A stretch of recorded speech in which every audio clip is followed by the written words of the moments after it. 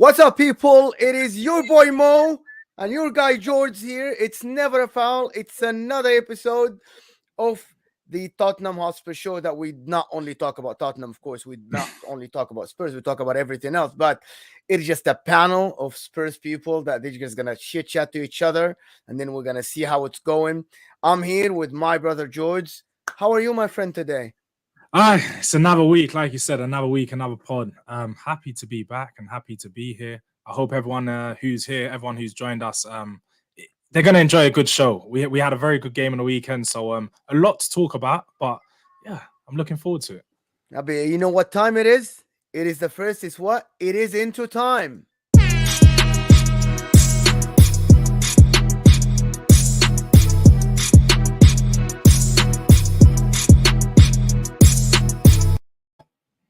Before we go through some comments and before I introduce the panel in the background, I got a great panel in the background, guys. You're going to enjoy these guys. Like, they're nice. They know how to talk football. Some of them are very calm. Some of them are passionate. You're going to just love it, you know. But, George, let's go through some comments and see who's here. Sid is always here. Big up my friend. Big up my friend. Big up. Ty. Thank you, Ty, for the support. Alvin is here. Sir Timo Werner, the Chelsea, is always here, bro. This guy's always here supporting us. Bailey, the Liverpool fan, is always here supporting us. Elias is here as well. But without further ado, hit that like button if you just joined. Big up, Leonard. Big up for being here, my friend. Hit that like button. Get us to 50 likes as quickly as possible. But it's one by one, you know, like this is number one of my neighbors here. He lives a little bit next to me, but not very close in America's terms. But it is one of the guys that I like talking to. It knows a lot about his football, knows a lot about his club, and knows a lot about the Premier League as well. It's Jacob from the United Spurs of America. What's up, my friend? You're on mute before you say anything. How you doing? I just mute myself in case I coughed or anything like that. But how are we all living today? We're absolutely fine. We're good. I hope you're having a good day as well. Hey, better looking at you two, especially that kid, Jordan. That kid looking good. Yeah, man. You know who I got on the back? Let me see that. Harry Kane. He's one of our own. Let's go. Especially after this weekend's performance, it was needed on. I had to make sure it was there. I like it. I like it a lot. And second guy, you guys know him from the Spurs Talk Show. He's here. He's with us. It is Mr. Sean. What's up, my friend? You're muted. I'm professional. Sorry, guys. How's everyone doing? Yeah. Good. Happy. I mean, happy days. It could have been better. It could be better, but you know. Could have been a lot better, couldn't it? Could have been a lot better. Hey, it also could have been worse. Yeah. It could have. I mean, look, it's all on the tip of our tongues by now. I think we might as well get into the game. This weekend, it was a London derby, probably one of our biggest. Actually, before we move on to the game, our last panelist today is here in the background. It is the one and only Mr. Deji. What's up, my friend? How are you? Gentlemen, it's a pleasure to be here with my fellow Spurs supporters, both near and far. You know, I've been excited to be on this show because I've spent the last 2 weeks slaying Arsenal fans up and down, aka the Arsenal Slayer, Tottenham Van Helsing in the building. So it's a pleasure to be among like-minded individuals who can actually talk some sense and enjoy the good work that Conte is doing with our beloved club. So a pleasure to be here. Deji, can you turn your phone to be landscape? It's going to look better. Sure. Please. For anyone that doesn't know Deji, absolutely, he's fine. probably the Tottenham fan with the biggest chest I know. He's made some wild claims. Some agree, some don't. But we're going to get into them a bit later in the show because I know Deji loves to talk and he likes to talk with his chest. When he says something, he says it with he says it because he believes it. Let's just say that. But yes, to get into the game, it was a 2-2 draw away at the Bridge. A point which some celebrated, some didn't again. But we haven't got a point at the Bridge for a while. We haven't scored goals at the Bridge for a while. But we walked away with a point, a last-minute dramatic equalizer from Kane. He called it a winner. I don't think we would call it a winner, but it was a lovely way to end the game. Boys, just to get it kicked off, what did we think at the start of the game, the first half, the first goal? We'll go to Sean first. What did you think of the game? It was the most disappointing first 45 minutes of football I've seen from Tottenham, even against Chelsea, if I'm honest. And Chelsea's not a place that we usually do very well in. I was doing a watch along on my channel. I was effing and blinding like throughout. I was slamming my hand on the table. It was so frustrating. You know, the performances from to a man. We were outplayed by literally every single Chelsea player to a man throughout the game. But the first half was just woeful, absolutely woeful. It's nice to obviously win the second half on balance, but like I say, we stole a point. And what's worrying for me is that the players in the positions that are the most pivotal, you know, for the formation that we play, were just completely outclassed. Like they was men versus boys or men versus babies, you know. And I didn't even think that Rufus Loftus-Cheek was a particularly good player before Sunday, yet he made Sessegnon look he was completely out of his depth. Him and the other fella, Reece James, the two of them. I mean, Sonny hasn't started the season at all well. Like we can go. I mean, I'm not going to go through it. Obviously, I'll let everyone else talk about it as well. But just generally, it was just a ridiculously disappointing game. The only positive to take away from it was the point. The performances on the pitch weren't great. I mean, I think the most passion that was seen from anything to do with Tottenham on the day was from Antonio Conte, and that's not good enough for a derby, in my opinion. No, I mean, very well said. Deji, I'm going to come to you really quickly. At the start of the half, we started pretty well. Me personally, I thought we were pressing really high, started well. We come out of the blocks looking like we wanted to take the game to them. But then we sat back for some reason for the rest of the first half. What was your thoughts of that first half and how we came to approach it? Oh, you're freezing on us there, Deji.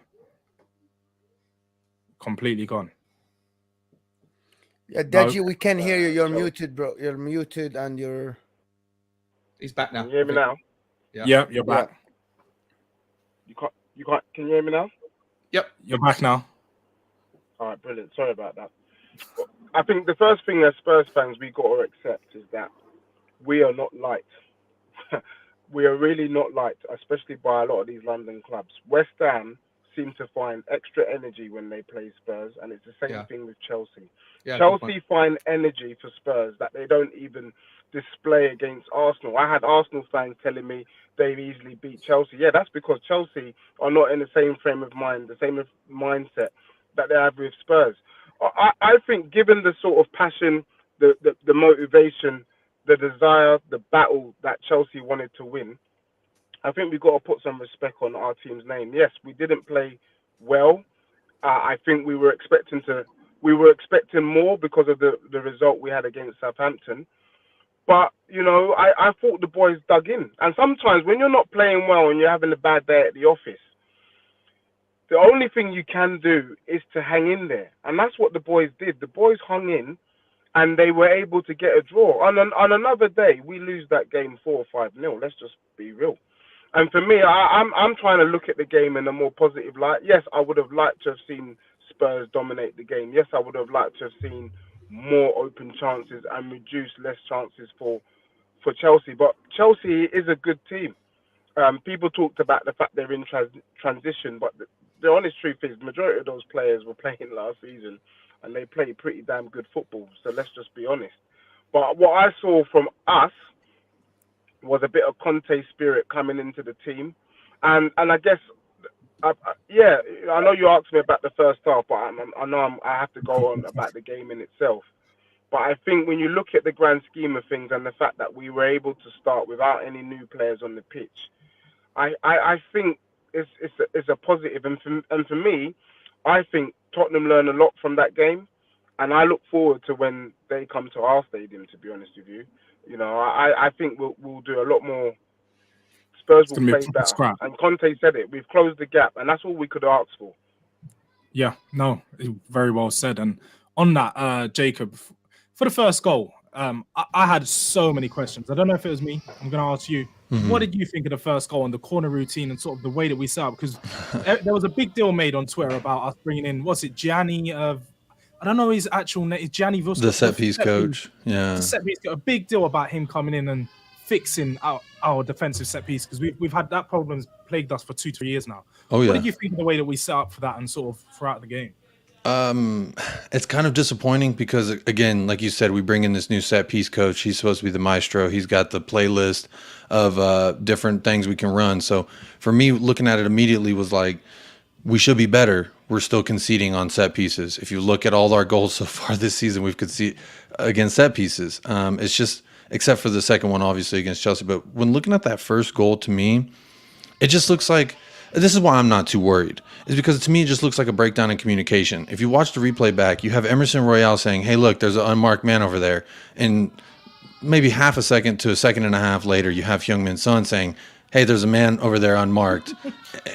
And so it was just, when you have a three big men unmarked though, mate. It was like there was like the whole back. Well, he was kind of standing there next. I'm trying to give Sonny and Emerson the benefit of the doubt and say like he was ready for that guy, and he was. I don't remember their names, but it looked like they were ready for at least one. And Koulibaly was just standing there, kind of on an island by himself.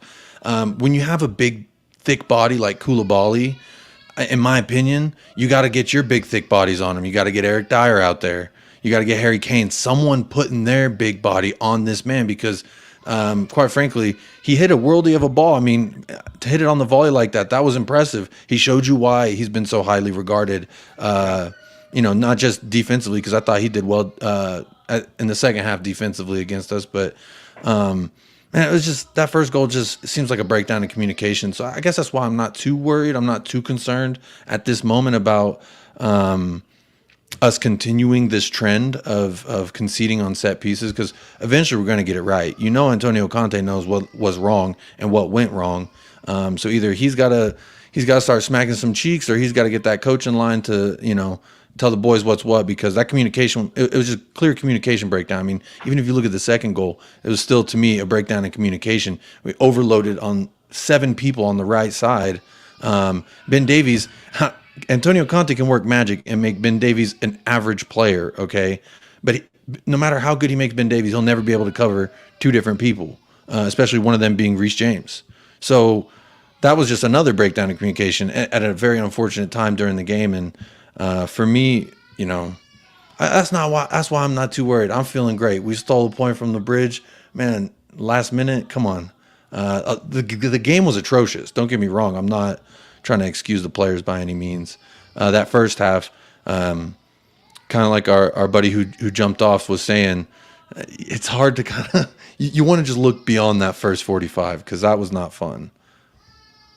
Yeah, no, it definitely wasn't. And just to touch on the corner thing, for me, I did find it a big problem, especially throughout the game, because I did see a pattern that every corner we were setting up, Koulibaly was free on that back post, and to have a player like him who, similar to like John Terry, they're dangerous in the air. Like if you even give them the run up at a header, that's going in. Like him running and hitting that with the power, he's gonna out jump Dyer, and he's gonna have the power to just push it in front of him. So for me, I'm very worried about that. I do think that in games to come, especially against teams like from the lower side of the league, where all they're going to rely on is those long balls into the cross, and they got big defenders, we can have problems. So I do think that's something that needs to be addressed. Of course, it's only one game, and we've only had the set piece coach for about a month, so there probably is still a lot to learn from him taking it forward. But isn't it also though, mate? Sorry to interrupt. Isn't it also like it doesn't matter how well you set up when you've got a bunch of defenders that at best, I mean, I think Eric Dyer is 6'1.5", who's the tallest defender. Ben Davies is 5'11", if he's an inch. Longlay's the same. The wing backs are pretty small. Emerson's probably our best aerial defender, but he's on the right foot. And so if the ball's coming from that side, if it's going to the back post, he's never going to be able to do that job. I think you need to go and sign somebody like, he's not the best technical football player, but someone like a Milenkovic at the back who's 6'6". We need somebody who is super tall. I've been screaming for it all summer. We need somebody who has got that extra inch, because we have all last season we were vulnerable from crosses, from set pieces, and from the aerial threat, and we haven't solved for that at all this summer, I don't think. And Mo, I just wanted to bring you here on this because, of course, the Conte special man, he's followed him for a while. So, Mo, have you found that through Conte's teams, conceding through set pieces has been a problem, or do you think it's something that he works on and he makes his team quite formidable at that, as well as dangerous from attacking set pieces? I don't think he works on set pieces as much as people think. He's so focused on the plan on the pitch that the players on set pieces are not. Like when he coached Inter Juventus, it was relying on abilities like for people to cover areas and stuff, but he doesn't play man to man. His teams are not great in terms of like defending set pieces, and I think you got like some corners and then you weren't very effective. The crossing is not the greatest, and even on you, the marking is not great. It's a trend with him all the time. Unless he has big bodies and big players, he can't defend, because I don't think his best thing is playing from set pieces. This is the thing. It's always open play, focusing on tactics and stuff like this. He was never the guy to coach his team to score like 20 to 30% from set pieces. This is what I saw all over the years, to be honest. Again, it's Sevilla in the final, we conceded from 2 set pieces. So at Inter, that's how bad it is. Yeah. No, I mean, it is very telling, and it's something that it's plagued us even before Conte, so we do need to work on it. And moving forward into the game, of course, Højbjerg brought it back with a pretty nice finish. I don't think that he had a good performance prior to that, and I do think that he probably needs to come off the next game, but we can get into that a bit later. But he put away a tidy goal, but just before that goal, the sequence of play building up into it, Chelsea fans aren't happy with the goal at all. They're not happy because of the challenge that Bentancur made. What did we think of that? I've seen the replays. I mean, the Spurs TikTok even put it out. It was a beautiful challenge. He got the ball. Got the ball. When I first see it, I didn't think so, but he got the ball. I think we're all in 100% he got the ball. Yeah. Yeah. But hold on. You can't. It's not only about getting the ball. It's not only about that. It's about going through that. You can touch the ball all day long. Okay. But that one, you can go through a player's legs to get the ball, and I think that was. But that's why Bentancur. How do you explain Bentancur himself stopping for a free kick? It's very obvious. No, because of course, it's a slide challenge from the back, and when you make a challenge from the back, it's obviously risky. But he scooped his legs around. Jordz, he stopped himself. Yeah, no, he stopped because of course he's hesitant. All players are hesitant when they're playing, but when you come from the back, naturally you're not supposed to slide from the back. But if you come from the back and you sort of hit yourself at the right angle where you just lean your longer foot in, and he just hit it to the side.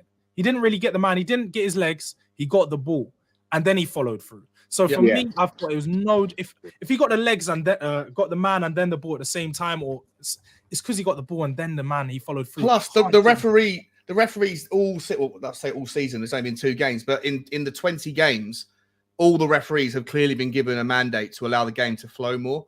There's clearly a loosened up approach going on from what Graham Souness was saying about it's a man's game again or whatever, which I think was taken entirely out of context by the media. But that's not a clear and obvious, Sean. So I don't know why. Okay, after the game, like forget about the foul. It was a discussion. Nobody even it was not a clear and obvious error for them to go like, oh my God, overturn it and call a foul like 50 days before that. So for me, if he called it at the time, it's fine. If he didn't, just move on. I agree with that as well. I agree with that. 70 yards away from the goal, if he called it a foul in real time, I probably would have been like, okay, fair enough. Then when I'd seen the replay, I probably would have been like, oh, come on, actually got the ball there, but it was a 50-50, could have gone either way. But the fact he didn't call it in real time, and then the game carried on. Obviously, I know there was a second thing that Chelsea were worried about, the offside. But in the initial instance, he didn't call it in real time. The referee does have more freedom to allow the game to play, and on replay, he got the ball. So I don't know why Chelsea are complaining about it. Yeah, maybe I'm a little biased here, but I thought he got the ball first and then he took out Mans. That's just from my amateur point of view. Maybe I'm biased. To me, it looked really good. Spurs official putting it out on TikTok to me solidifies that we thought it was clean. Yeah. They wouldn't even show the dust up after we equalized the first time. They wouldn't show the dust up after full time, obviously.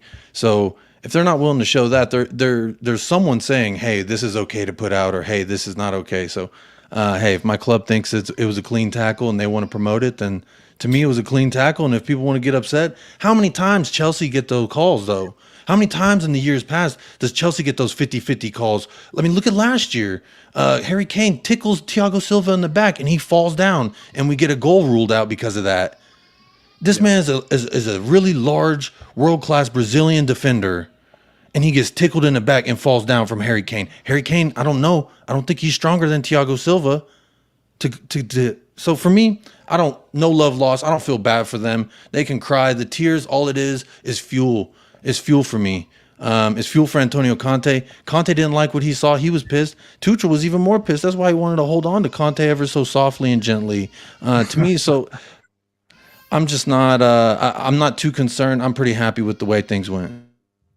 Yeah, no, that's sweet.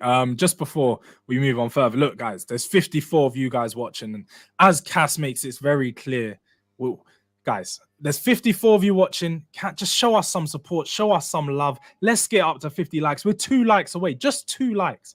Just run those 2 likes up, and then we're going to push on to 75 as we get higher and higher. But just hit the like button, guys. It doesn't take more than 1 second of your time. Just hit the like button. But going on a bit further, after that goal, I felt like there was a big mistake made from Conte on this side. Hold on. No. Are you gonna just go offside? There was no offside. The offside. He wasn't interfering with play. Richarlison was no way. He didn't interfere with the eye line. Because I didn't think that it was even a conversation. But Mo, let's bring it back to that then. Let's bring it back. The law says you draw a triangle from the goalkeeper towards the ball, from the ball towards the goalkeeper. You draw a triangle, okay? And if anybody's in between, that's the law. That's not me. That's the law. I don't understand it, and it doesn't. By the way, it doesn't specify in the law if the ball is going to the side or not the side. It doesn't matter. The law says. I don't get it. Why they didn't even wait? How do you draw a triangle from the ball to the goalkeeper? Where's the third point? It's of the 2 meters. It's like they say, it's like 2 meters from the goalkeeper, like 1 yard and 1 yard, and you draw like a line, triangle, exactly like this with the ball. It happened in another like at the end of last season, and then it was called offside, something like this, and they said, it's clear. This in the law it says that. And I don't get it. I didn't know that. It doesn't matter if the ball goes to, by the way, it doesn't matter if the ball goes to the side. That doesn't matter because the goalkeeper cannot see where the ball is going if there's someone in front of him. You have to see it like this. The reason why they didn't push it so hard is keeper got a hand to it. So he clearly had enough vision on it to be able to know exactly where it was going and come close enough to saving the ball. So it's not like he was blocking his vision completely. And there was a deflection as well. And he literally was an inch or two away from saving it. So for me, I would just think that I didn't think it was a close decision, or they didn't look at it enough because it really. I didn't know that was the law, to be honest. I just thought if the goalie can see the line of the sight and the player who's offside isn't interfering in the line, then I think it doesn't count. But if that's the law, then I'm gonna send you the video from the CBS Sports last year for a Champions League game. They actually showed how the law, like how it is happening. It's like. But does the triangle start from when the goalkeeper's stationary as the ball's hit, or when the goalkeeper started his dive? Like where I think it's right. I think it's a yard next to the goalkeeper, left when the ball's hit. Then you draw to the ball, and then it would have to be as soon as the ball is hit, and then. Let me tell you. Yes, of course, it's as soon as the ball is hit. Yeah, like the ball's position, not where it's going. Oh, that's interesting. If that's the case, I played keeper. I played keeper growing up all my life. I played keeper. Ain't no one show me no bit of sympathy when someone's standing in my line of sight, and not even if they're 15 yards in front of me. Does no one say, "Oh, someone should have got out of his way so he could have seen that shot"? Never, not once. Not to sound like a parakeet, but I don't feel bad for them. Their tears injected, bro. Come on. I mean, no one blocking the line. They're pulling hairs and straws. What? Maybe this will work. Maybe this will work. No, maybe they'll think this one. Come on, man. It was us that were pulling hairs later on. No, if we're talking about the hair. Sorry, Deji, I didn't mean to interrupt you. No, Jacob, no, sorry, it's me interrupting you. I do apologize, but I'm just so grateful for you and your comment, because how many times have we been robbed over the years? Exactly. And I go back to as far as Old Trafford. Even last season when we played Southampton, Kane's goal, which blatantly was onside, was offside. Leicester, I mean, guys, I think Spurs have probably been robbed the most when it comes to decisions. And on Sunday, are we going to begrudge the fact that maybe for once in our bloody lifetime, we get a bit of the rub of the green? No. We got a bit of the rub of the green. Yeah, we can accept that. I don't accept that there was an offside there. Bentancur got the ball. And the fact is, most Chelsea fans that I've been bantering with over the weekend have allowed us that first goal. They're saying that Jorginho should have just cleared the ball in the first place. So their beef is with Jorginho. It definitely However, will. as I know that the host, I'm not going to spoil it. So most of them are saying Jorginho should have cleared the ball. Jorginho didn't clear the ball. Bentancur got it, did his thing, and we scored. That is football. You know, people make mistakes, and when they're making mistakes, that's how goals are scored. Do you know what I mean? But in terms of that being an offside, I mean, I'm grateful for learning that from my friend there. But that means you have to ask the question: are you saying that the referees in the Premier League don't know the rules? It's still judgmental. It's still, again, it's not like it's still based on a judgment. The rules aren't concrete. They're still based down to no rule that is concrete in football, by the way. There is no, it's only, even the offside is like, because the shoulder and the stuff, even the offside, by the way, because a player can have a longer sleeve, even a longer short sleeve than the other. And there is nothing black and white in football. That's the problem. I get it. Yeah. If they're rules, are they rules or are they guidelines? You know, like I think they're guidelines. I think they call them laws, but I still think because they're definitely guidelines. Even the clearest thing about offside, like, you know, that shoulder line, like here, this can be longer. It can be here, and then in the replay, it's not a handball or something. You know what I mean? Like an offside. It's as you say, everything is based on judgment. I get it. The decisions went your way. Maybe tomorrow they won't. That's what I'm saying. I'm just thankful they finally they went our way.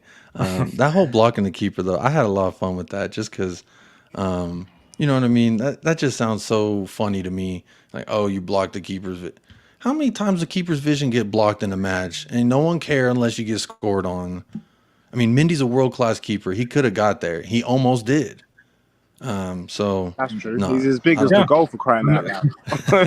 It's literally that. It's just a luck of the draw sometimes, especially with VAR. You never know what you're gonna get. So, but yeah, as I was saying, we're just gonna move on into the next. But sometimes, just to add, sometimes we just got to put some respect on the gods. You know, in football, how many times again? You know, Arsenal. You know, I remember the game when Arsenal played Man United and bloody Fernandes takes the penalty when Ronaldo's on the pitch. You know, sometimes you just got to put it in the hands that the gods were on our side on the weekend, and we take it and move on. Do you get what I'm saying? For me, what I'm looking at is the fact that last season we lost at home to Southampton. Yeah. Last season we lost 4 bloody times to Chelsea. So far this season, after 2 games, we've gained 4 points. That's a step in the right direction, Spurs fans. Yeah, 100%. We should be very happy. We're definitely improving. But the one area that I didn't think that we improved in, and that's what I've been trying to get to, is Conte and his substitutions. I think we made a grave error after we made that equaliser. And I was expecting Bissouma, Perisic. I think all of us we expected those subs to be made at half-time. He delayed them. He brought Richarlison on and sort of tried to overload their defenders by playing a front 5. It was like a 4-2-4, wasn't it? Kind of, we went. It was like a 4-2-4, but we were pushing real high up the pitch, and it was causing them issues. But you could also see that there was no organization amongst us. Yeah, absolutely. As Jacob mentioned earlier, Dyer and Davies. Look, as much as we love them, we know in a back four that those two just go back to the same old poor selves. That's why we thought Reguilon was good. It was because Ben Davies is so bad at left back. Davies at left back, he can't do a one-on-one battle. As soon as Loftus-Cheek and Reece James started to overload him, he lost his head. And I don't blame him. I really don't blame him. I think Conte left them exposed for far too long. And I think going into that goal where Reece James scored, as Jacob said, we overloaded the wrong side. Dyer steps out of position and leaves Davies with 2 men, one on the edge of the box, one on the far right. wide open, and they scored. And for me, that's tactical breakdown there. I think that we should have made the subs a lot earlier. Bissouma needs to come on. I think I need to see him start this weekend, because as much as Højbjerg does bring in a lot to he brings a lot to our team, and you need that ruthlessness, that player to break up the play. I think we just need someone a bit more tidy on the ball, someone who's a bit more cleaner with the challenge, and someone that can just do it at a better level. But go on, Jason. I was just going to say, while you're touching on the Højbjerg thing, because this is a point I was making on the podcast I recorded with my buddy last night, that if we're looking at our future midfielding pairing, and I agree, I want to see Bissouma come on either sooner or start, but I'm thinking, I don't think you take out Pierre-Emile Højbjerg. I don't. And here's why. Hear me out. Look at Pierre versus Chelsea. 56 touches. He lost possession 7 times. Bentancur, 51 possessions. Lost it 12 times. In 5 less possessions, he lost it 5 more times. So to me, that's not as good. You look at our front three, atrocious numbers in that department. So he was our best at getting the ball and not losing possession, or he didn't lose possession the most. At least if you put it in a ratio perspective, to me, he had the best touches to lost possession ratio. And I think that in that midfield, when we were so overrun, that was crucial for us, at least in the second half. Now, I don't know what it was in the first half, his touches to lost possessions, but in the second half, I thought he was great. And I thought he at least put up a point to say, hey, this is why I deserve to start. For me, though, Jacob, I hear what you're saying, man. For me, the mistake wasn't in not bringing on Bissouma for Højbjerg. It was when we got that goal, immediately we should have taken off Sonny, pushed Richarlison up to where Sonny was, and then brought on Bissouma. And then maybe you could make the case to bring on Perisic as well, right? To kind of go back to the original. You're saying original swap formation. 4-3-3, right? Yeah, or if you want to stick to a 4-3-3, that's fine. Or go do a double swap and bring off Sonny, bring on Bissouma, bring off someone like Højbjerg and bring on Perisic, right? And then you go back to a 3-4-3 again, because sticking to a 4-2-4 when you've just gone back to 1-1, Richarlison doesn't know how to defend, right? So having him at the kind of that like on the fourth player on the left, asking him to come back, which is part of the reason why we got completely overrun for the second goal. There was literally nobody within 30 meters of the bottom left quartile of the pitch when they broke away for the second goal. And that was because there was absolutely zero tactical readjustment. It's okay. If you're 1-0 down, you're chasing the game. It doesn't really matter, right? You lose by 1, you lose by 2, whatever. But once you've got back into the game, you then need to immediately think a 4-2-4 is not a position that you want. It's not a formation that you want to continue with. It's a short stop, gung-ho approach to try and get back in the game. And then once you've got back in the game, change. And we didn't. And maybe the intention was to change, and they just scored the goal just before we had the chance to change. But for me, the substitutions were too late, and Sonny came off. Sonny was held on the pitch again far too long, much like last season. Just like Harry Kane will never get substituted, Sonny will only ever get substituted late, because I think they have too much kudos and too many sort of brownie points built up in the Tottenham ecosystem, which means substituting them too early will always be a difficult decision for the manager to make. But I think he has to be a bit more cutthroat if people like Sonny aren't performing. And thus far this season, he hasn't kicked the ball well. So, well, I want to say I agree with my learned friend Sean and Jacob. Sorry, Dej. Just because we got a super chat here. Shout out to Bainesy, big Tottenham fan. If you don't know him on Twitter, you will get to know. Big up Bainesy. Yeah, big Thank you so much, my friend, for the super chat, man. Support. And, we really appreciate the support, man. We really appreciate it, Bainesy. 60 viewers, 60 likes. That's what I like to see, by the way. That seems like everyone's got a like on there. If you haven't liked already, just to make sure, please make sure like you and subscribe. And make sure you're subscribed. Make sure everyone's channel here, everyone who has a channel, it will be in the description below. So make sure you do check out their channels, because they'll be running podcasts very similar to this. You may see my face. You may see all of our similar faces amongst each other's podcasts throughout the season. So make sure you do check those out. But Deji, take it away. Yeah. No, I was just going to say my learned friends were absolutely spot on. I think Conte just delayed it. He hesitated a little bit too much. For me, when I was watching the game, I was thinking Ben Davies up against Reece James in that kind of 4 back line. And that goal, I don't think anyone was surprised by the goal, because you knew it was a disaster waiting to happen. What I wanted to do is just look at it from a different lens. maybe because I haven't maybe watched enough Spurs games, but I was just happy to see that he changed the bloody formation, because Conte for me is a rigid for that back three. And the fact that he had the nous and the bravery to say, you know what, I'm going to change it, like you said, Sean, for this gun-ho approach, I thought was really exciting for me. And it's something that we could see more of. I was actually saying before the season started, wouldn't it be nice to see the quartet all on the pitch at the same time, with Kane dropping deep as a number 10, having Richarlison maybe out wide, or playing the number 9, Son, Kane. And for 10 minutes, we had all 4 of them out on the pitch. Yeah. And so for me, that's what that showed me is that's a possibility. And I would argue that front 4 is probably the best front 4 in the Premier League, you know. So for me, I would just say I agree. Conte hesitated. It was too late. But on the positive, I saw him do something which is very on Conte-like, and I got my friend from Inter Milan to qualify what I'm saying, which is that he's moved away from his tried and trusted formation, and he just tried something new. And it didn't work. That's a shift. And it worked.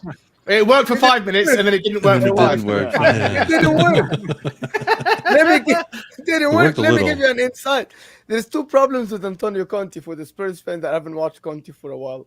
First of all, we got 75 people. Guys, hit that like button. We want to get it up. I'm sure 20 of you have not hit that like button. Conte does not know how to play against 3 in the back. It's a massive problem. He destroys teams that play 4-3-3 or 4-4-2 with this formation because of the press.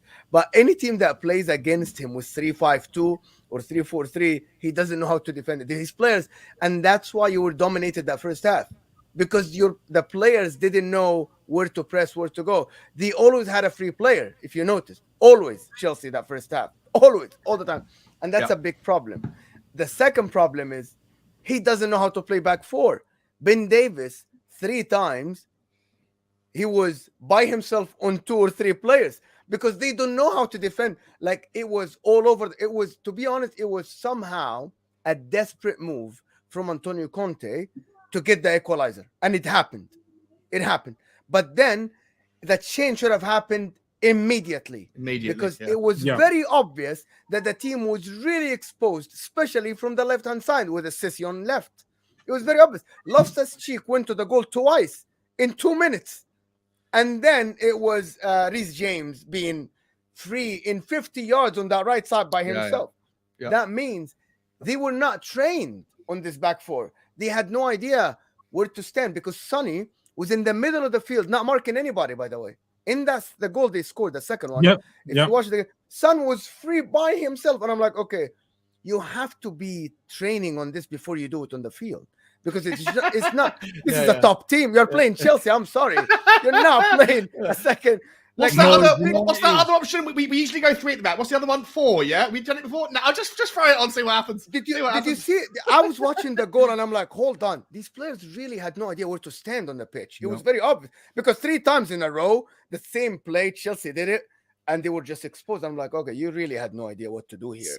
You have to change it back. Desperate times call for desperate measures, Mo. Exactly. And it looks like in a big game, it worked. And to get into the last phase of the game, we piled on the pressure. We got loads and loads of corners. And then Harry, with a beautiful header from, first of all, we have to give our plaudits to Perisic. Left-footed cross. He put it in. First, he put it in with his right. Then he went over to the left side, said, nah, we ain't doing outswingers over here. We'll swing that in.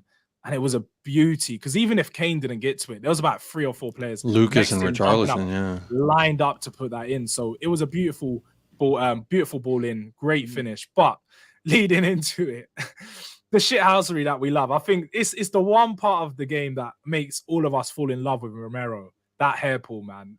Let's talk about it. It was definitely a foul, right? Yeah. I don't understand how that wasn't reviewed. Like, that to me, what is the point of VAR? I'm glad it wasn't reviewed. Obviously, if it was and the right decision was made, then the whole thing we'd end up losing the game. But what is the point of VAR if they can't identify that? Because they can't call it back, Sean. They can't call it back. I did think that VAR could, because there wasn't a goal. Because there wasn't a goal, right? I thought that they can call it back. They only can call it back if it's a goal or red card, right? And I kept they can't get involved. They can't get involved for fouls, just generally. No, they can't. Unless they change it. So the only thing they could have done, unless it's a goal, George. Unless it's a goal. They could have stopped the play to give him a red. But that's the problem. Conduct. I read after, and I heard that someone said the problem is they actually advised referees that pulling hair is only a yellow card. Oh, see, well then the VAR can't get involved on that because exactly that's the problem. He had to see it. Oh. Well, on that basis, then we didn't I get lucky understand at the all. technicalities, peeps. I thought it's a red card until I'm not sure who said it, but it was a journalist or something on a podcast. I listen to a lot of podcasts. It was very strange. I thought it's a definite red card, right? It's a violent conduct. It's definite, and I said that on Twitter, and then I read like they showed some incidents that Chelsea did, I think, a couple of years ago, where Jorginho did it, and he didn't get a red card, and the explanation was it's not a red card offense. Unless you pull him to the ground or something like this, it's not a red card offense, which is kind of weird, right? You would think it's a red card. If it happened, you think it has to be a red card, right? If I may, I've got to be honest though. Like, I get it. I agree with you, AE. Like, I agree with this comment. It's definitely the definition of a violent conduct. Can I give a counterpoint to that? Can I give a counterpoint to that? I'm going to say it was violent conduct on the hands of Cucurella, and here's why. As a man with long hair, I've never once thought about using my hair as a weapon. He tried to entangle Romero with his hair, and he tried to pull him down with his hair, and he got reversed. That's his fault, bro. The ref saw it. He saw it. You see this? Derek said it exactly. They looked at it, and they decided. I'm sure they have the law. I'm sure they know, right? Like because it's a clear hair pulling, right? And they said it's not like we can't 50-50. Exactly, but that's what I'm saying. There are stuff. His hand got caught. He tried to pull his hand out. If you punch somebody and they look at it, it's That's a different. What I'm saying. That's what I'm saying. Sometimes if I have some, his hair's a lot more curly than mine. But sometimes if I got some knots in this thing, my hand will get caught, and you're trying to pull it out, but you pull yourself. Yeah. That's just a simple hair problem. There can be another Nothing explanation. More. Like I don't know if you guys actually saw, but Romero liked the tweet on Twitter where it was like it shows he done it on purpose, and he was getting revenge for the earlier challenge in which where he stepped on his knee. He slightly grazed his knee. It did look an accident, but clearly he didn't take it that way, and he was coming straight back for him, and he done it at the perfect time. He really did. He done it at the perfect time. I've got to be honest though, like guys. Whilst I absolutely adore Christian Romero, I love his aggression. When used in the right way, it's a tool that can switch the momentum of a game when he crunches with the right timing. And I know that every now and again, he's going to get one of those monster challenges that he does slightly wrong, and there'll be a yellow card or a second yellow or a red card. And you kind of have to run with the horses and hunt with the hounds. Like you have to make your bed with that one, right? And kind of shake hands with the sort of player he is. I'm okay tolerating his aggression if it goes wrong when he's making those monster challenges. But pulling someone's hair, I find a little bit, that to me is something that's a little bit like, why are you doing that, bro? Like pulling hair? It's not his fault. It wasn't his fault. I hear what you're saying. It was not his fault. Can I just add to that though, Sean? Can I just add to that? Crack on, one of the things as Spurs fans we always talk about, we say, look, we want to get away from that Spursy kind of tag. We need people like Romero. We need people like Richarlison. Too many times we've been seen as a soft touch. And I look back in previous seasons, and we are a pretty nice club. People enjoy playing us. I don't want anyone looking forward to playing Spurs. Yeah. With Romero on the pitch, Richarlison on the pitch, Bissouma on the pitch, Perisic on the pitch, you don't want it. You don't want it from us. And I think we need that. I know, I agree with you, the action wasn't on point. But I think in the circumstances, with a lot of crap that these guys were getting, considering it was really Chelsea too, provocating our guys, they deserved it. The guy had to step up and say, "Look, you ain't gonna play that game with me today." And for that reason, I'm happy, and that's why I love Conte and what he did with Tuchel. We got to be going to them grounds and letting them know, mate. Today, it's not happening. How many times did we used to hear over the years? Drogba used to say how within the first minute he would let the defender know where he is. That's what I want. I want players letting people know that we're here to play today. Yeah, and I that's agree. what Romero did. Do you know what I mean? I agree, but that was in the 94th minute. After the first 4 minutes of the game, from the 4th minute until the 45th minute, we were second to every midfield battle. Yeah. Every time the ball was out, every time we received the ball, Jorginho Kante, somebody was on like slamming into the back of us. We weren't getting the free kicks. We He should was have known letting by them then. go. The ref was letting them go, but that's the point, right? The ref has been given more leeway. That sort of message should be given to the team as soon as that's been picked up by the coaching staff, by that whoever that bald guy is who's always hugging people before they go on the subs bench. I think he's like the player liaison. I don't know what he does, but he should be. Looks like He's Brad Daniel Friedel, Levy's brother-in-law, right? Whoever he is, he looks a bit like Brad Friedel. I always thought it was Brad Friedel. So I always It is Brad Friedel. It is actually Brad Friedel. I was thinking Johnny Sims, but that message should be getting to the players. And whilst I agree that I agree with you, Deji, that we don't want to be a soft touch. I don't want it to wait until the 95th minute against Chelsea. I wanted to see us getting hammered in on the 5th minute, the 7th minute, the 10th minute. I wanted that sort of message to be clear earlier in the game. And whilst I love the positivity from it, I would love to be as positive because I just feel like against Chelsea, we didn't turn up again for the majority of the game. It was great to get away with it, but I want to see a massive reaction against Wolves. I want to see us go to the stadium on Saturday or Saturday morning and demolish Wolves. Like I want to see a real, because we got away with before we go one into the Wolves game, because we are going to go into that next. We are talking on the aggressive side of things, and of course, the aggression boiled over into the managers and onto the sub bench. What did we think of that whole altercation after the game? For me personally, I love it. I do love to see the passion from both managers, but what's Tuchel doing? What's he thinking? What do you guys think? I think he picked the fight with the wrong dog. That's what I think. I think Tuchel showed that he got rattled, that Conte was able to get under his skin. And to me, that's worth 3 points. I mean, I know we only got the one, but I was so excited at the result. Harry Kane at the death, equalized, beautiful. We get the point. We didn't deserve it. We were atrocious. And then the post-match scenes happen. And I'm like, I'm ready to run through my television. I'm ready to hop on a plane and fly to London and throw down with Tuchel because he disrespected my man's Conte. That's how I felt. So I'm sweating, I'm frothing, and I'm ready to go. And you know what? I don't blame Tuchel, though. If I shook hands with Antonio Conte, I'd be like, get over here, hug me, and let me look at you in the eyes. Like, you better look at me. Don't you just pass by me like you're so, So I don't blame him. He just wanted to touch greatness. That's a very good way of looking at it. Me personally, I'm very much like you. Like, I'm getting protected. And I'm thinking, I can't wait for you boys to come to the lane, and I want to see this energy at the lane because I don't know where that come from, especially from Tuchel. I know Conte was rattling him at half time, and when we scored the equalizer, he sort of went over to him, gave him a little nudge. But it's definitely it's definitely a part of the game that I love to see. Deji, I'll just quickly come to you before we move on to the Wolves game. What did you think of that part of the aggression? Because I know you're like Jacob, man. I swear to you, I was like, Tuchel could only do this in the stadium. If he happened to be in some part of North London, mate, he wouldn't be going home. That's for sure, mate. Honestly, on a level, I thought Tuchel, he was hurt. That's how you react. I probably would do something similar. He was upset by the last minute goal. He felt he got robbed, and therefore he had to behave in the way that he behaved. But he didn't realise that you're messing with an Italian stallion. He's not going to have that, mate. You know what I mean? Conte is not going to have it. He's ready to go to war.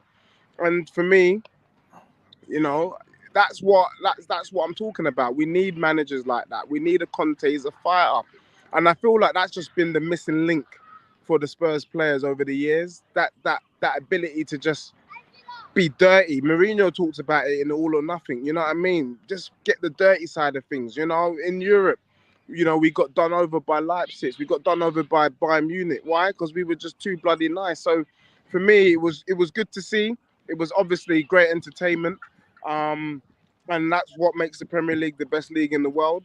I guess for me, I just feel like every time there's some sort of battle, it always involves our club, and we just got to wake up and smell the coffee. That people just don't like us. So, yeah, I think Conte repped for us well, and we should be proud. And he definitely had the last word. Yeah, George. Sorry, thank you, Bainsy, for the super chat. We really appreciate it. Is this true news? Yes, it is. Ali Gould has tweeted it. Alistair Gould just tweeted it. Apparently, he's going to be out between 3 to 5 weeks, which, boys, this is horrible news. This is That's horrible. karma, bro. That's karma for what he did. He was attacked. It's not his fault, man. Curly hair in the eyes. It's curly, bro. You can't get your fingers out of there once they're in there, you know. Yeah, this is this is horrible news. No, this is really bad news. I'm trying to not. Let's be honest now. With the way that our season is heading, we need a big centre back. We need Romero in there, and we saw that without Romero, we had so many problems. And I really do hope that this is. Yeah, 100%. The Twitter meltdown isn't coming, but I really do hope that this is a wake-up call to Paratici, Conte, and the transfer team that we need another centre-back. Come on, guys. You don't. We can't do this again. Yes, we do. Without... Mo. We need another centre-back. I cannot do another month of football with Davinson Sanchez starting for us. He's not good enough. Tanganga. That's not the problem of the people, man. You got him. You have Langley. You have Davinson Sanchez. We don't have a right-sided player. Yeah, you're right. We don't have Sanchez on the left. It'll be Sanchez, yeah. It'll be Sanchez on the left, right. And for me, you can't get two superstars in every position, Jordz. You can't. No, but we still need another centre back regardless. I mean, tell that to Chelsea. They have three of the best wing backs in Europe. You don't even have three centre back starters. You have only two. They have Koulibaly and Silva. They don't even have a third. They have a makeshift and they're about to sign for Fana. So I think the position that we're in and the teams that we're looking to compete with, we can't do it without Romero in there, if I'm totally honest. I wouldn't be so confident in most of these games if we don't have Romero at the back. What do you think? Sean looks distraught. I don't know if it's me. Sean looks distraught by this. Yeah, I think he read something. I mean, it's just you just knew something like that was going to happen. Like we haven't strengthened in the areas that we needed to strengthen. We need a centre back. I was saying at the start, I think Milenkovic would be a good option. There's barely any real players that are available left that play on the right or that can play on the right or on the centre of the three.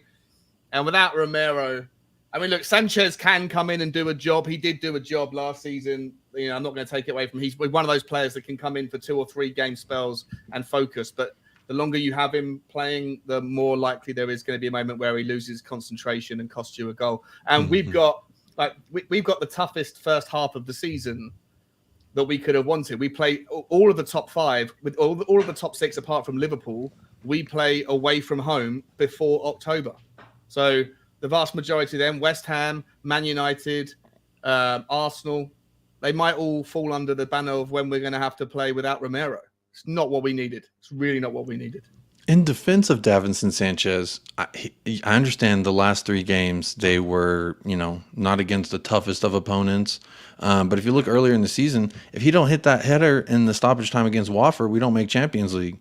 So every player plays their role. But this is obviously highlighting a very weak spot in the squad. This is something I think a lot of people, not just myself, but I've said before the season started that we needed another, Romero type center back to play on the other side of Dyer to make Dyer okay for UCL. Because quite frankly, with Dyer Davies in the starting lineup, that makes me nervous as hell to play in Europe. So I'm concerned. I'm very concerned with this Romero injury. Guys? Where's Tanganga? He's in the squad. He's in the squad, but Tottenham are pretty much looking to get him on out. loan. We're looking to get him out the door on loan with an obligation, or even with an. We don't really. It's an obligation. We want to get rid of him because he's a younger player who can bring in quite some decent money. Don't get me wrong. I do think that he could be a better deputy than Sanchez, but just not at the moment. Like Sean said, for 2 to 3 games, Sanchez does a job, but across a 5 to 6, 7 game, he'll make mistakes. 5 weeks, it's a lot of mistakes. And for me, I just have nightmares about that Man City game where he fell flat on his face in front of Gundogan. That game just replays in my head every single time I think about Sanchez playing. But let's move on into the game we got this weekend. This Saturday, 12:30 kickoff. Wolves. We've got a few Wolves fans in the chat, so let us know what you guys think the result is going to be from the Wolves side of things, because you guys have got some promising signings coming in. But from Tottenham side of things, now we know Romero's not going to be there. What are we thinking going into this game? I still think we're going to smash them.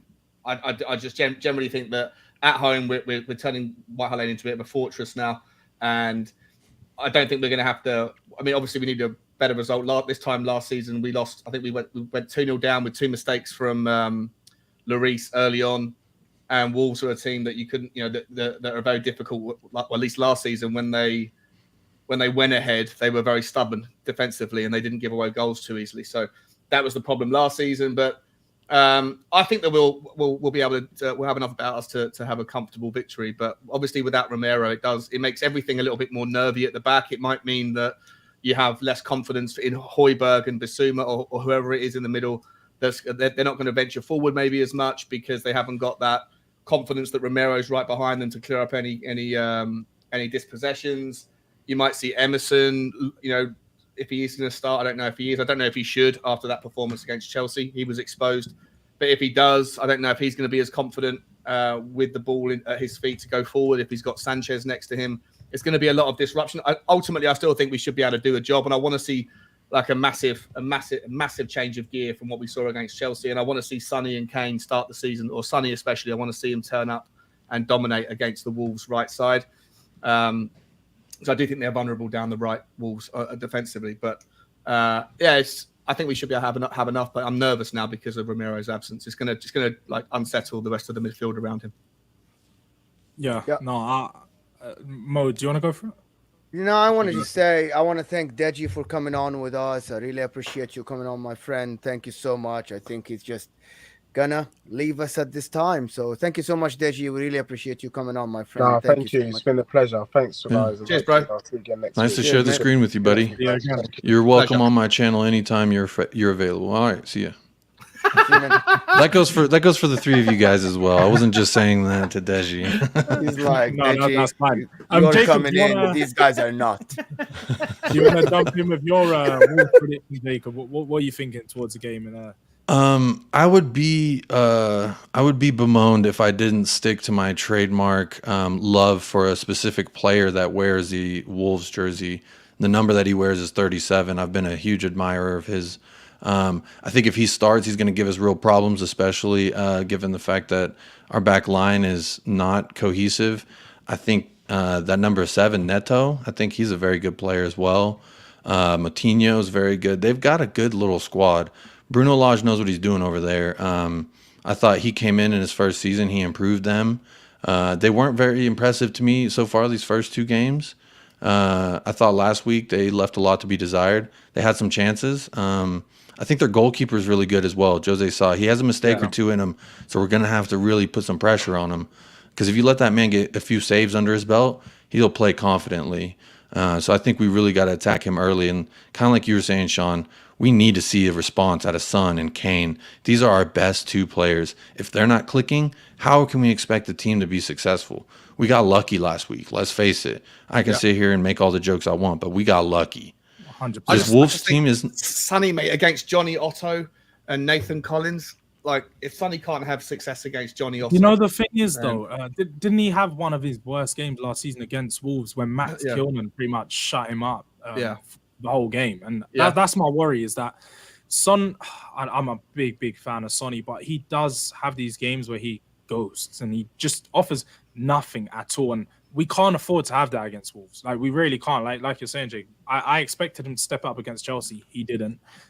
If he doesn't step up, or if he doesn't start good in the first 45 minutes, we need to see an early change in it. It has to be Sonny off. I think Richarlison may have to come on early, sort of try to bring that energy to the game. I do think that he had a decent cameo against Chelsea. Didn't really do much on the ball. He was quite sloppy in possession and with his first touch.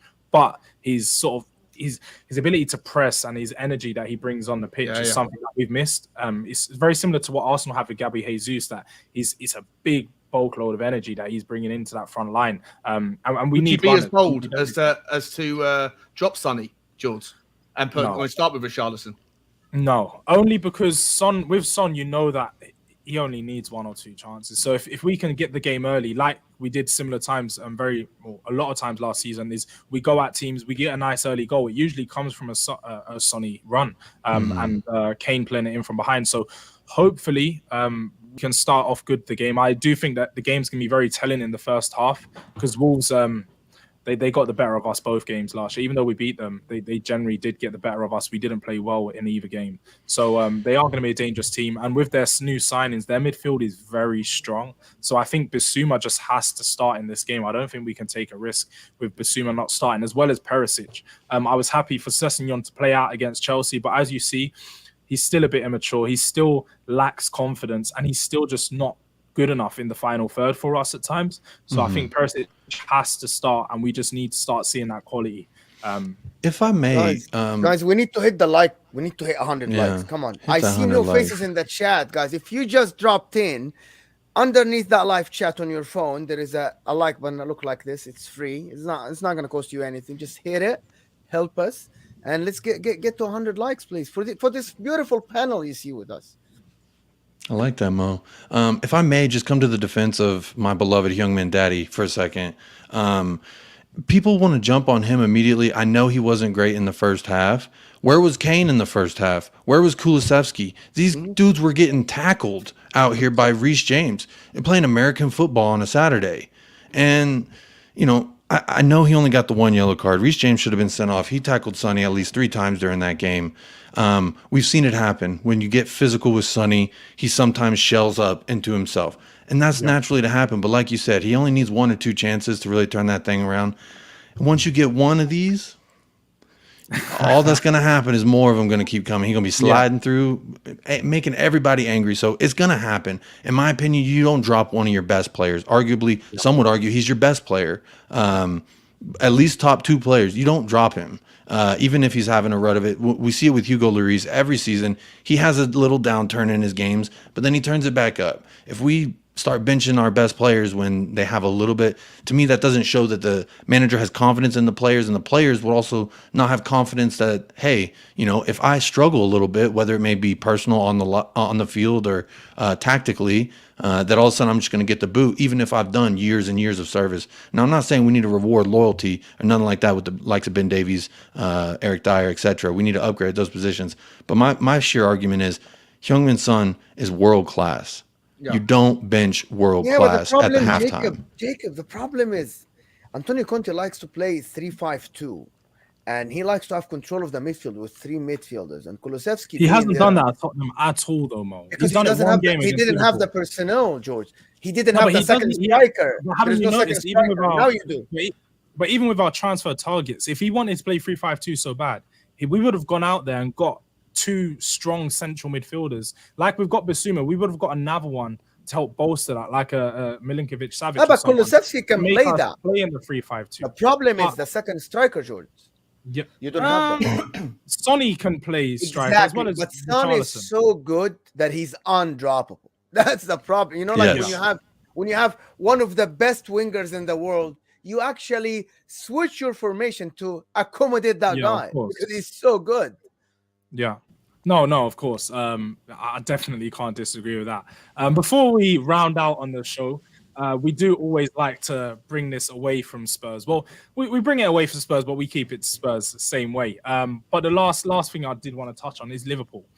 Liverpool have had a not so great start to the season. It's been some. Hold on. Before we move to Liverpool, guys, we are doing a watch along for the Spurs Wolves game on Never a Foul. If you don't know, please drop in. If you're listening to this, you support Spurs or you don't, we have a good watch along on Never a Foul. I'll be commenting on the game myself on Saturday morning, or Saturday afternoon. So please drop by. Don't forget that. Go ahead. Yeah, no, definitely. I'm not going to be there, but please make sure you do go there. I'm going to be at the Wolves game, so hopefully first game of the season. Come on, Jordan. But yeah, so Liverpool, they've not had a great start to the season. Their midfield is looking extremely thin, and they're still getting more continuous injury woes with Thiago out for a couple weeks. They've got Nunes now out with that crazy headbutt for the next couple games. Do we still think that if Liverpool don't go out there and bolster their squad as much, or go and bring in another few players, do we think that we can push Liverpool this season? So you need to talk about Chelsea first. You were outplayed against Chelsea. Oh my God! Look at these Spurs fans. Oh my God! Come on, Mo. I heard you were a closet Spurs fan. Let's be honest. The reason I say this is because look, Liverpool haven't looked too good in the past 2 games. They really haven't. They nicked a point at Palace yesterday, or not yesterday, a few days ago now. And then of course the first game, it just wasn't a good performance at all. My thing is that of course this Romero injury isn't great at all. We still need to bolster our squad, but their midfield is weak. It is extremely weak, extremely thin, and it's really no better than ours, because once you get away from Fabinho and Thiago, you're looking at Henderson, Milner, Chamberlain, Keita, and all these other average players. I know they have world-class players surrounding them, which can obviously get them over the line at times. But throughout a long course of the season, Liverpool do always play in multiple competitions. I think that in the Premier League, we might be able to take advantage of that and push them for that second place. Yeah, either that or Liverpool will drop down, and a team like Chelsea might, if Chelsea continue to improve and get their teams, get their squad even stronger, Chelsea might kick on into second place, and then Liverpool might drop, and then Arsenal and Spurs are fighting out for the two remaining third and fourth spots. Is what is a more of a likely scenario that I see. I think Liverpool are vulnerable. I think they're certainly like the shadow of the team that they were last season. I think that Núñez is going to be a relative flop. I don't think he's going to even come close to replacing Mane. Losing Mane is a massive loss for them. Be interesting to see how Luis Diaz does in season 2. He's got these moments of magic in him, but I also think he's a bit of a lightweight. So one or two tough. If he comes up against a decent right back or a decent right-sided centre back who wants to put some weight behind the challenge onto him, I'd like to see how he gets up and shrugs it off.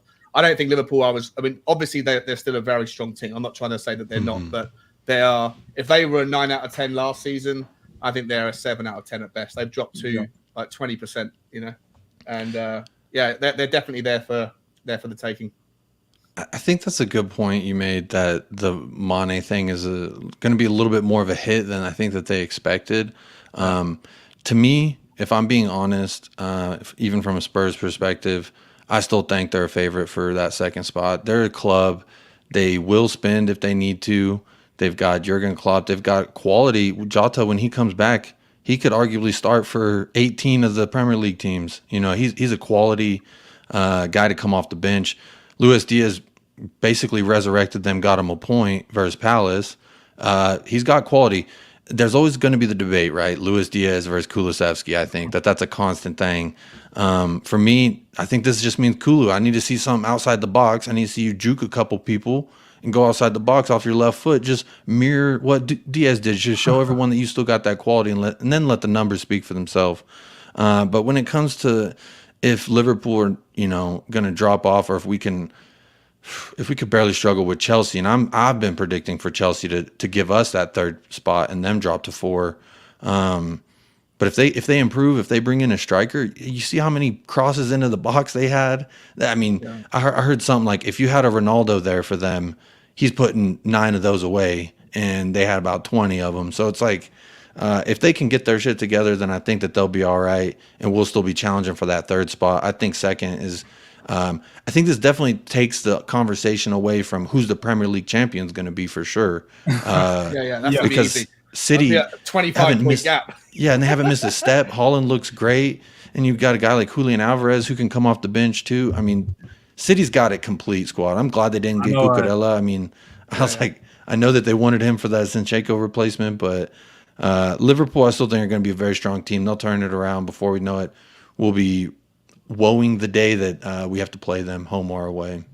Baps is grinning from ear to ear here and that. Just before we end up, I can just see there was one last super chat that come through from Josh. Thank you for the super chat, Josh. I know you're always in our stream, so big up for all the support.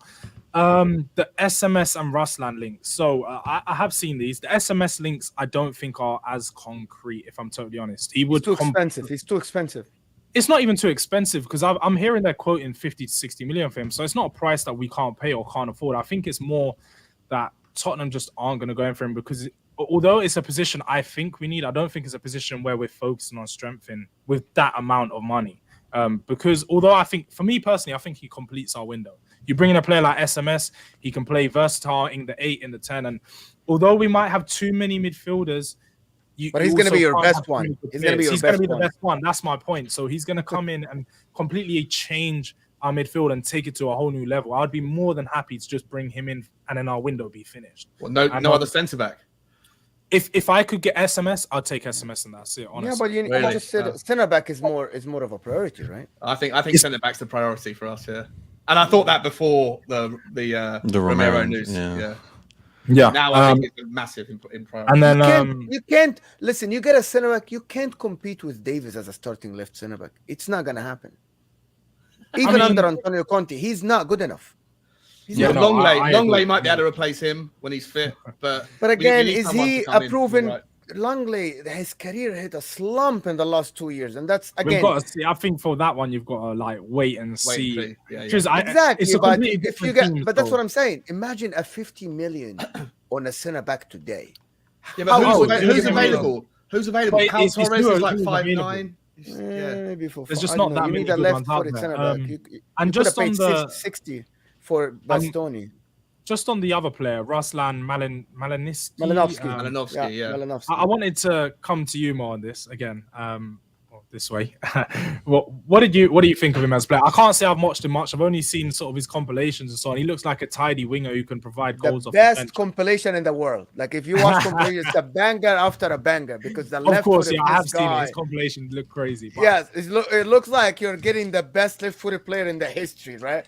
Yeah. Think about that. He's a really I was talking about this in an interspace yesterday on Twitter, and they were saying he's very good. The problem is he's a one-dimensional player. Only 1 foot. He's only left-footed player, and he likes to tuck in from the right-hand side, cut inside. He's not a winger. His position is kind of behind the forward, the second striker, which is you don't have that because Kane already drops deep, and you have Son and Kulusevski. So he's a very good player. But I don't think if he comes to you, he would start, to be honest. Like, he wouldn't start over Kulusevski. Of course not. Yeah. But that's the thing. He is a very good player with very good qualities as well, that you might need someone like him. He shoots from far, like, probably amazing. His passing range is great, but his work ethics are not the best. He's not Kulusevski. Kulusevski works his ass off on the pitch. Exactly. Thank you, Sean. You don't need him. We've got 5 forwards that can play out wide and play out the front. We need a centre back. You can make the argument that the second most important position is a right wing back. If we could find a way to get rid of Doherty or Emerson, or see whatever the case is with Jed Spence, and then after that maybe a midfielder. But to get this Ruslan fella, we've already got Lucas Moura who can do a job if Decky's not performing. We've already got Richarlison who can do a job if Kane gets injured or if Sonny gets injured. You got 5, right? You got 5. You got enough there. Spending 50 million quid or whatever it's going to cost on this fella. No, go and get a centre back. Go and get a bloody centre back. We need one. Well, you heard it there. Tottenham need a centre back, especially Romero out. We're crying out for one. I think we're gonna end it there. Look, guys, we are only 8 likes away from 100, so I know you guys can really just run this up. There's 8 of you in here. Run up the likes. Let's get that to 100. It's very much appreciated. I'm sure there's 20 people that haven't hit the likes. Guys, I'm sure 20 of you haven't hit the likes yet. I'm sure. Just get us to 100 likes before we end this stream. Come on, just help us. It's just 7 more. But on that note, we are going to be back here next week. It may be a same panel, maybe a different panel, but you'll see my face, you'll see Mo's face, and if you don't see these guys next week, you'll see them throughout the season. So thank you very much for joining us. Look, guys, 5 more likes. Make sure you do run that up even once the stream goes out. But I think that's enough said. Thank you guys for joining. And, guys, I want before we move, I want Sean plug in your channel, plug in your Instagram, plug in your Twitter, please. If you have content, where can people find you? Yeah, thanks, mate. At Spurs Talk Show on all of them, Twitter, Instagram, and YouTube. And you can find me doing tomorrow night. I'm doing a show tomorrow at 5 o'clock or 6 o'clock. I think it is my next show on my channel with Dave from the Irish Hotspur. And you can also find me on a whole bunch of other people's channels. I go around. I'm a bit of a community whore like that. But yeah, Spurs Talk Show is where you can find me. Thanks for having me again, guys. It's been a lot of fun. Appreciate it. Jay? Yes, sir. Tell the people where to find you, bro, with that deep voice. Tell the people where to listen to you. Well, I don't know how deep I am, but hopefully it sounds good coming over to airwaves, all the way over there across the pond, and even if you're like Mo and I in Texas. But you can find me at United Spurs of America on YouTube, United Spurs of America on Instagram. The only different user tag other than is Twitter. It's the letter U, Spurs of A. That's the Twitter handle, but I'm sure if you just search United Spurs of America, you should be able to find us because that's the name. But yeah, we got a YouTube channel. Fridays we do a show, 12:30 Mountain Time here in America. That's 2:30 Eastern Time if you're on the East Coast, and 7:30 p.m. for our UK brethren. So Sean, you're always welcome on my channel. Jordz, I'd love to have you feature on a Friday show, or we also do a pop-up. We started doing that this season. Pop-up with Jacob, a little new show we're bringing to the United Spurs of America channel. But y'all are always welcome to join. Mo, I know you want to be a Spurs fan, so you're always welcome to join Mo whenever you want. We'll have you and we'll host you. I know, I see it. But hey, we got your old manager. Come on. The time is now. It's coming to the white side, the lily white side. Yes, sir. But big ups, Mo, and Jordz, thank you for having me. And Sean, always a pleasure. Yeah, appreciate it, guys. Love it. Thank you guys for coming on. And shout out to everyone for getting us to 100 likes. Yeah, come on. Come on. From all of us here at Never a Foul, thank you so much. Thanks for my co-host, Jordz, who runs the show. I appreciate you, man. It's been great to be with everybody here. And guys, we really appreciate your support. Thank you so much. And hopefully we'll see you soon.